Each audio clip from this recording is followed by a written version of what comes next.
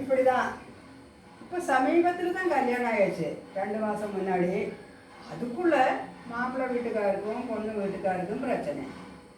என்னடா இந்த உலகம் இப்படி, என்னத்தே செய்யறது? வாங்க சம்மதே, வாங்க உட்காருங்க. இருக்கட்டும், நீங்கள் அன்னைக்கு கல்யாணத்தில் என்ன சொன்னீங்க? நான் என்ன சொன்னேன்? உங்கள் பொண்ணை எங்கிட்ட ஒப்படைச்சிட்டு உங்கள் பொண்ணு மாதிரி மருமகள் இல்லாமல் பொண்ணு மாதிரி பார்த்துக்கோங்க, கண் கலங்காமன்னு சொல்லிட்டீங்களா இல்லையா? ஆமாம் சொன்னேன். அதே மாதிரி நான் என்ன சொன்னேன் உங்கள்கிட்ட? என்ன சொன்னீங்க?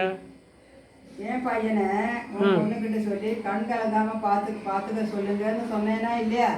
ஆமாம் சொன்னீங்க. அதுக்கு என்ன இப்போ? அதுக்கு என்ன இப்போ? ஆனால் இப்போ என்ன நடக்குது தெரியுமா? அவன் உங்கள் பொண்ணு அவனை டெய்லி அழ வச்சுருக்கான். என்ன சம்மந்தி சொல்கிறீங்க?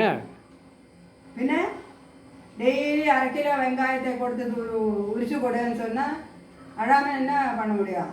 அட என்ன சம்மந்தி, வெங்காயத்தை உரிச்சா கண்ணில் தண்ணி தான் வரும், அது இல்லாமல் எப்படி?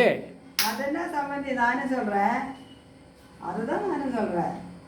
ஆட இதுக்கு அவ்வளோ தூரம் வெயிலேருந்து வந்து இது பண்ணின்னு இருக்கீங்க?